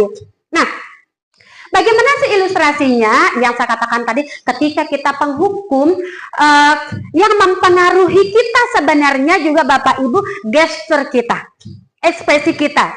Ketika kita mengatakan begini, kamu mau jadi apa? Kamu aja yang salah. Gestur kita kan beda. Tetapi kita mengatakan, nak, nanti kamu mau jadi apa? Seperti apa dirimu? Ketika gestur kita seperti itu, intonasi kita, maka itu sudah bisa merubah posisi kontrol kita Bapak Ibu. Jadi seperti tadi, ketika penghukum, pasti intonasinya itu kasar. Pasti itu. Kamu aja, ditambah lagi dengan tatapan yang kileng, ditambah dengan raut wajah yang tidak enak. Jadi belum berbicara saja, itu sudah masuk kita mengkategorikan diri kita pada posisi penghukum. Begitu juga seperti tadi, kita sebagai teman, sebagai yang terakhir adalah sebagai manajer. Jadi seperti itu. Bagaimana Bu Suratmi, paham? Baik. Kita lanjut ke pertanyaan yang ketiga. Pertanyaan dari Ibu Maya. Ini Ibu Maya guru matematika, jadi dia paham betul segitiga gitu. Untung dia tidak mengatakan cinta segitiga ya segitiga. Jadi Bapak Ibu yang saya hormati, berdasarkan pembelajaran yang saya dapatkan bahwa ketika kita akan menyelesaikan sebuah permasalahan dari anak-anak kita, maka tahapan yang kita lakukan itu adalah tahapan segitiga restitusi seperti yang tadi saya sampaikan. Jadi segitiga restitusi itu adalah ada 3 sisi namanya segitiga. Bagian yang paling dasar itu adalah kita stabilkan identitas anak-anak kita. Ketika kita mengatakan berbuat salah itu nak wajar, berbuat salah itu boleh. Jadi anak itu kayak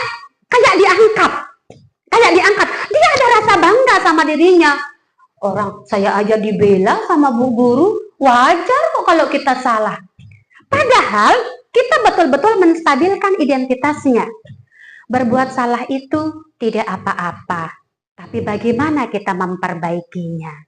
Nah, apa yang bisa kita lakukan dan seterusnya. Itu tahapannya, ya Bu Maya. Kemudian kita validasi seperti tadi. Untung kamu tidak meninjunya. Padahal kamu bisa kan meninjunya.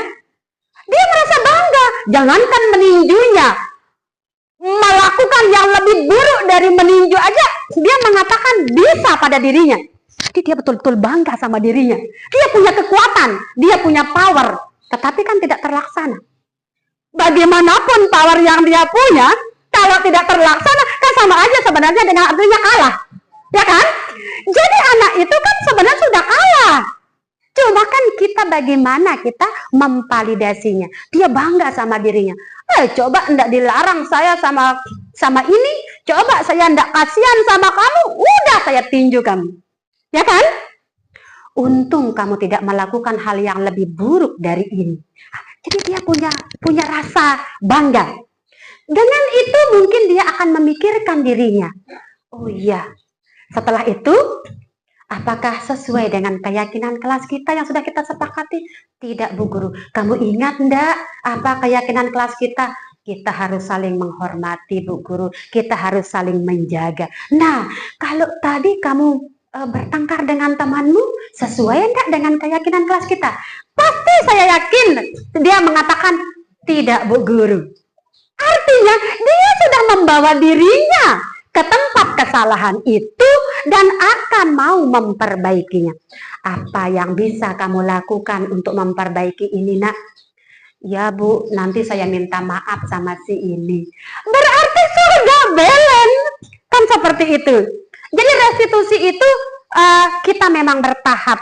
Tidak bisa instan kita menyelesaikan masalah dan akan kita membawa anak kita untuk bertanggung jawab. Jadi intinya bagaimana kita bertindak berperilaku untuk membawa anak kita untuk bertanggung jawab sama dirinya dan menyadari kesalahannya. Bukan kita yang menunjukkan kesalahannya. Kamu tadi kan meninju si Joko. Ayo minta maaf sana. Biasanya kan kita biasa begitu Bapak Ibu, ya enggak?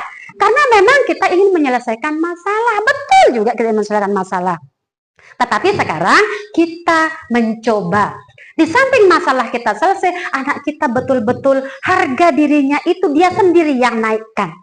Bagaimana Bu Maya? Paham? Baik Bapak Ibu, itu pertanyaannya. Saya serah kembali ke moderator.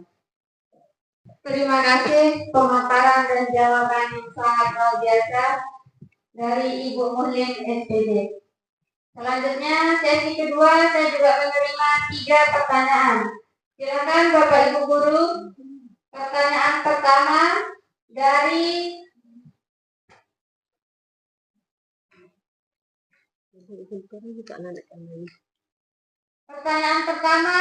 Ibu Misriati selaku guru IPS di SMN 4 Trindabaya. Silakan Ibu Misriati.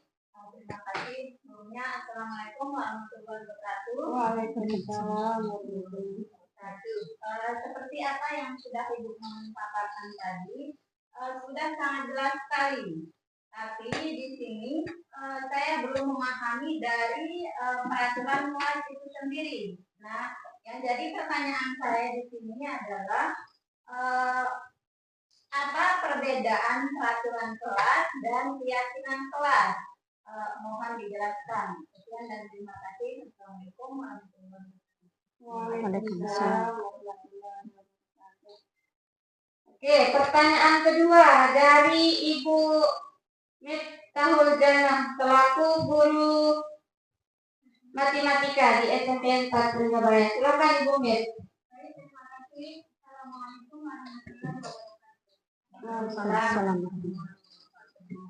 Seperti yang kita semua tahu, di dalam kelas maupun di luar kelas banyak sekali kita lihat perilaku dan tingkah laku anak-anak kita. Di sini yang mau saya tanyakan adalah berkaitan dengan kebutuhan dasar manusia. Lalu anak-anak kita yang sering berulang kali melakukan kesalahan itu bagaimana? Itu saja. Assalamualaikum warahmatullahi wabarakatuh. Waalaikumsalam warahmatullahi wabarakatuh. Ada lagi pertanyaan ketiga. Silakan Ibu Zulhariati selaku guru bahasa Indonesia. Silakan Bu. Alhamdulillah hari ini kita mendapatkan ilmu yang luar biasa mengenai budaya positif. Langsung saja, berdasarkan apa yang saya rasakan, apa yang saya lihat, apa yang pengalaman saya selama ini, di dalam satu kelas atau beberapa kelas, kita menemukan misalnya di kelas 7A atau 7B, ada 20 atau 27 siswa. Di sana dari absen A sampai absen terakhir itu pasti karakter atau watak dari si A, si B itu berbeda-beda. Ada yang pendiam, ada yang cerewet, ada yang kusir, dan sebagainya. Nah, saya menemukan ini, Bunda, si A misalnya dia usir sekali, dia tidak bisa diam, tangannya tidak bisa diam saat proses pembelajaran berlangsung, dia mengusiri temannya, misalnya dia mengambil sapu, dia titip temannya, seperti itulah gambarannya. Nah, di sana saya menegurnya, memberikan saran, berbicara baik-baik dengan si A itu, nah, tapi tidak mempan. Nah, pertanyaan saya, bagaimana trik atau cara supaya tanpa hukuman si A itu bisa berubah, bisa mengikuti apa yang saya inginkan, saran saya itu bisa diterima. Seperti itu. Sekian, assalamualaikum warahmatullahi wabarakatuh. Waalaikumsalam. Kepada Ibu Guru mungkin kesempatan untuk menjawab dari 3 pertanyaan. Ibu Guru, silakan. Terima kasih. Izin yang kedua kali saya izin berdiri Bapak Ibu. Saya akan mencoba menjawab pertanyaan dari Ibu Guru berdasarkan apa yang sudah saya dapatkan, berdasarkan apa yang sudah saya pahami dari pembelajaran di Guru Penggerak. Pertanyaan pertama yaitu dari Ibu Miss Rianti, yaitu apa perbedaan peraturan kelas dan keyakinan kelas.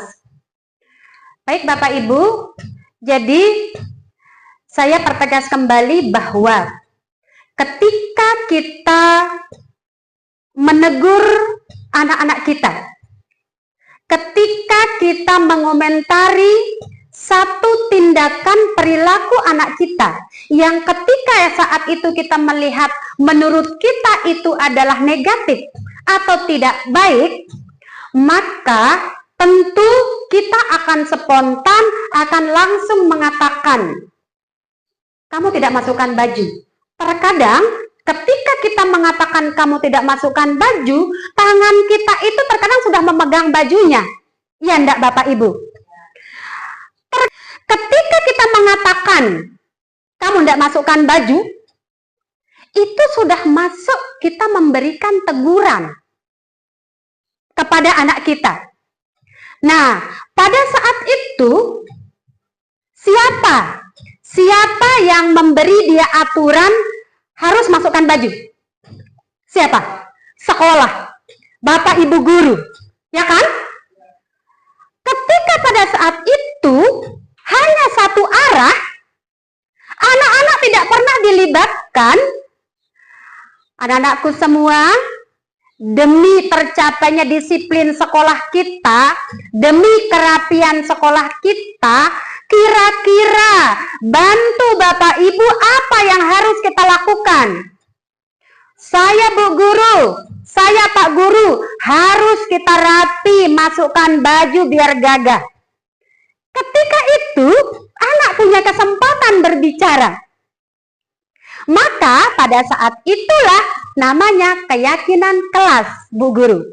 Tetapi ketika siswa harus memasukkan baju, kan guru yang mengatakan, kan sekolah yang mengatakan, tidak ada interaksi. Maka pada saat itu dikatakan aturan kelas atau aturan sekolah. Sehingga akibatnya terjadi proses menang kalah, tidak menang-menang. Sekali lagi, ketika itu terjadi menang kalah, bukan menang-menang. Mana maksudnya menang kalah? Ketika anak melakukan kesalahan, kita tegur, kita langsung kasih hukuman, ya kan? Pada saat itu siapa yang menang? Kita, guru yang menang, atau sekolah yang menang, siswa yang kalah. Itu namanya teori menang kalah. Bagaimana kalau menang-menang? Ketika kita membuat keyakinan kelas, maka ketika dia tidak memasukkan baju, kan kita tidak mengatakan kamu tidak masukkan baju. Apa keyakinan kelas kita yang kamu langgar hari ini? Dia akan menjawab sendiri, tidak masukkan baju Bu Guru. Bagaimana kita menyelesaikannya? Saya besok akan berusaha memasukkan baju Bu Guru. Untuk hari ini, apa yang bisa kamu lakukan untuk memperbaiki hal ini? Nanti saya tinggal kelas Bu Guru. Nanti saya tinggal kelas, maksudnya adalah ketika jam pelajaran habis, maka dia akan tinggal di kelasnya. Dia akan menunggu rekomendasi dari Bapak Ibu guru untuk menindaklanjutinya maksudnya. Atau nanti Bapak Ibu guru mengatakan setelah jam keluar main, ikuti saya ke ruang BP ya. Baik Bu Guru. Ketika dia datang, berarti dia sendiri mau menyelesaikan masalahnya. Jadi ada menang-menang. Kita menang di dalam menyampaikan keyakinan sebuah aturan itu. Anak-anak dia tidak kalah. Dia juga menang. Dia bangga dengan dirinya. Dia mampu mengakui kesalahannya. Dan dia sendiri yang akan memperbaikinya. Bukan kita sebagai gurunya. Bagaimana Bu Miss? Baik, kita lanjutkan. Ibu Miftahul. Ibu Mif juga guru matematika ini. Yakin restitusi ini. Baik. Bagaimana menyadari kesalahan yang berulang kali terjadi? Saya mengajak Bapak Ibu untuk kembali ke 5 kebutuhan dasar manusia. Tadi saya sempat mengatakan bahwa setiap tindakan, setiap perilaku seseorang pasti ada alasannya, pasti ada tujuannya, baik itu tujuannya positif maupun tujuannya negatif. Lah bagaimana kalau begitu-begitu terus berulang-ulang? Berarti kita bisa mengatakan bahwa ada satu kebutuhan dasar yang dia miliki itu belum terpenuhi. Apakah di lingkungan sekolah itu yang belum terpenuhi? Mungkin dia belum mendapat pengakuan di sekolah.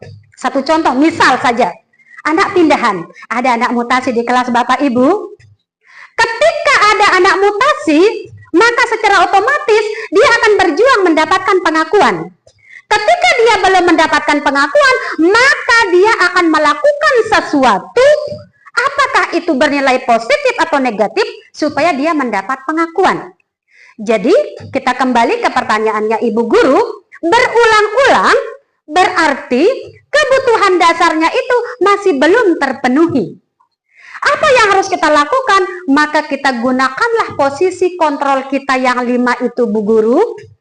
Posisi kontrol kita yang 5 itu kita sambungkan lagi dengan segitiga restitusinya. Bagaimana membawa anak-anak kita menuju ruang kesadarannya akan kesalahannya sendiri, dan dia sendiri yang menyelesaikan, bukan kita, di mana dia menyadari sendiri. Bagaimana Bu Guru? Baik, terima kasih. Pertanyaan yang luar biasa juga dari Ibu Guru Zul. Saya salut, dia sudah betul-betul mengamati, memahami dari setiap anak-anak yang ada di hadapannya. Sesungguhnya Bapak Ibu, anak-anak kita itu unik. 27 orang, 27 perilaku. Ya tidak Bapak Ibu? Inilah apa yang dikatakan oleh Ki Hajar Dewantara, bahwa setiap murid itu adalah unik. Dia datang ke sekolah ini dengan tujuan dan latar belakang yang berbeda-beda. Maka kalau kita berbicara perilaku Bapak Ibu atau karakter, kita tidak akan pernah bisa merubah karakter anak kita. Karena karakter itu dari lahir. Yang kita bisa lakukan adalah kita menuntunnya. Kita menuntunnya sesuai dengan kodrat alamnya, kodrat zamannya, supaya lakunya itu adalah bertumbuh dengan baik. Kalau orang yang karakternya memang pemarah, bagaimanapun tidak bisa kita larang dia pemarah Bapak Ibu. Akan tetapi ketika kita mampu menanamkan konsep-konsep, maka bukan karakternya berubah Bapak Ibu, tetapi karakternya pemarah itu tertutupi oleh ilmu yang dia dapatkan. Jadi seperti itu. Ketika dia tidak mendapatkan ilmunya, maka kembalilah dia ke karakter pemarah itu. Tetapi ketika dia mendapatkannya, maka tertutupilah karakter seperti itu. Nah, bagaimana caranya? Supaya tidak kita menghukum, tidak menjatuhkan hukuman. Kembali lagi kita ke posisi kontrol kita Bu Guru. Jadi betul-betul kita mengingat posisi kontrol kita yang 5. Ketika ada ingin kita menjatuhkan hukuman, maka segeralah kita beralih. Karena saya katakan sama diri kita masing-masing, saya bukan tipe penghukum. Saya bukan tipe pembuat masalah. Saya bukan tipe teman. Saya harus berusaha menjadi pemantau dan berjuang menjadi manajer. Jadi kita kembali ke posisi kontrol kita, Bu Guru, supaya kita bisa seperti tadi mengarahkan anak-anak kita untuk menyadari kesalahannya sendiri dan dia memperbaiki dirinya sendiri. Jadi begitu, Bu Guru, bagaimana? Baik, terima kasih. Saya serahkan ke moderator. Terima kasih saya ucapkan kepada Ibu Guru Muslim yang telah menjawab pertanyaan-pertanyaan atau keluh kesah dari Bapak Ibu Guru ya yang selama ini kita alami di sekolah. Bagaimana Bapak Ibu Guru? Kita berada di posisi mana sekarang? Sekarang kita sudah bisa ya melihat diri kita. Kita berada dalam posisi penghukum dari 5 kontrol tadi itu. Oke, terima kasih saya ucapkan kepada Ibu Guru Muslim atas penyampaiannya hari ini. Sangat-sangat luar biasa. Kami semua di sini sangat berterima kasih karena telah dibukakan kesadaran kami ya bagaimana kita selama ini di SMP 4 Trenggalek. Saya ucapkan terima kasih sekali lagi kepada Bapak Ibu Guru yang telah berkesempatan hadir pada siang hari ini.